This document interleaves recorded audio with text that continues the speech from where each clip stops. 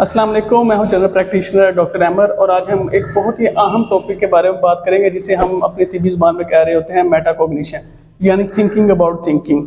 इसमें ये मेनली एक अमल है जिसमें हम फॉर एग्जांपल जो मैट्रिक के बाद एफएससी या डॉक्टर लेवल के स्टूडेंट्स होते हैं उनमें बहुत ज़्यादा सिलेबस को कवर करना बहुत ज़्यादा मुश्किल हो जाता है।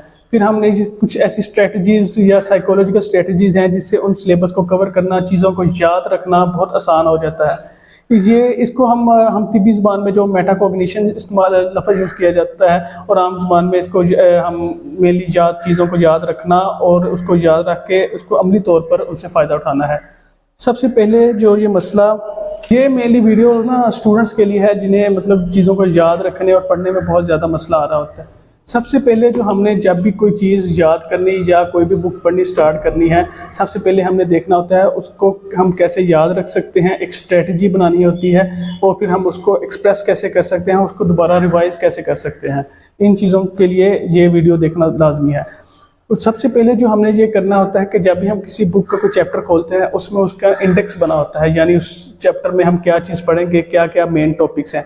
और कुछ हमारी जो बुक्स होती हैं मेडिकल्स में उसमें उन टॉपिक्स की समरी वगैरह लिखी होती है।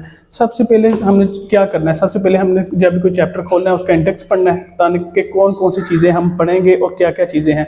फिर कोई भी टॉपिक पढ़ना है उसकी सबसे पहले समरी पढ़ें कि हमें इस टॉपिक से क्या चीज़ें अखज़ होंगी और क्या हमें मिलेगा इस टॉपिक से। फिर जो उसमें बोल्ड वर्ड्स हैं उनको पढ़ें कि कौन कौन सी चीज़ें इंपॉर्टेंट है, कौन जो साइड बॉक्सेस बने होते हैं इंपॉर्टेंट, उसको देखेंगे क्या क्या चीज़ें इंपॉर्टेंट है। फिर उस जो टॉपिक है उसका थोड़ा सा मुतालिया करें, उसको एक रीड दें और जो जो लफ्ज़ मुश्किल हैं उसके मायने लिख लें या जो जो चीज़ें कंसेप्चुअल हैं उसके साथ कंसेप्ट है साइड पे ऐड कर लें। सबसे पहले ये स्ट्रेटजी यूज़ की जाती है। फिर आप जब एक टॉपिक मुकम्मल कर लेते हैं तो फिर अपना एनालाइज करें कि हमने इसमें क्या क्या चीज़ें पढ़ने वाली थी और क्या क्या चीज़ें मेमोराइज़ करने वाली थी और हम क्या कर सकते हैं। फिर हम इस चीज़ को डिवाइड कर रहे होते हैं 3 फेसेस में। सबसे पहले आती है प्लानिंग, मतलब यह प्लान करना कि हमने उसको पढ़ना कैसे है। दूसरा आती है इसमें फेस है और दूसरी जो फेस होती है उसको हम कहते हैं मॉनिटरिंग और तीसरी फेस को हम कहते हैं एवेलुएशन।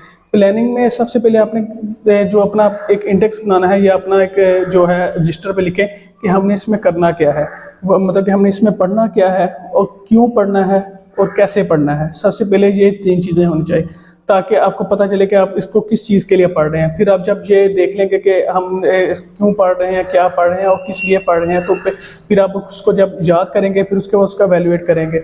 यानी कि एक टॉपिक करने के बाद फिर आप उसको माइंड में रिकॉल करते हैं कि हमने इसमें क्या पढ़ा है, क्या कंसेप्ट था और क्या हमें फ़ायदा दे रहा होता है। ये इसकी एवेलुएशन या मॉनिटरिंग इसको कहते हैं। फिर जो एंड पे हमने इसका करना होता है कि एवेलुएशन में होता है कि आपने अंदाज़ा करना होता है कि हमने क्या चीज़ कितनी पढ़ी है और क्या चीज़ हमें मेमोराइज हो चुकी है और क्या चीज़ जो हमें भूल जाएगी। इसके लिए फिर हम जो चीज़ें, कुछ ऐसी चीज़ें होती हैं जो मेनली रट्टा लगाने वाली होती हैं, फिर उसके लिए निमोनिक्स वगैरह इस्तेमाल किए जाते हैं। सबसे पहले कि जो स्टूडेंट्स होते हैं जो मेनली एक प्रोसेस से गुजर रहे होते हैं यानी पढ़ रहे होते हैं, उनको पता होता है कि हमें क्या चीज़ कितनी याद रहेगी, कौन सी चीज़ें भूल जाएंगी और हमारा कितना इंटेलेक्चुअल लेवल है। फिर जब जिन स्टूडेंट्स को ये पता होता है तो फिर वो इससे बहुत ज़्यादा फ़ायदा इनको होता है कि मेटाकॉग्निशन की टेक्निक से, ताकि उनको पता होता है कि हमें क्या क्या चीज़ें भूलेंगी। फिर हम उसकी कोई निमोनिक्स बना लेते हैं, कुछ ऐसी स्ट्रेटजी लिखते हैं कि ताकि वो चीज़ें याद रह जाए। जब भी पढ़ना आपने शुरू करना है, सबसे पहले जो टॉपिक पढ़ना है सबसे पहले आप रजिस्टर लेके लिखना शुरू कर देना कि आप इस टॉपिक के बारे में पहले से क्या जानते हैं।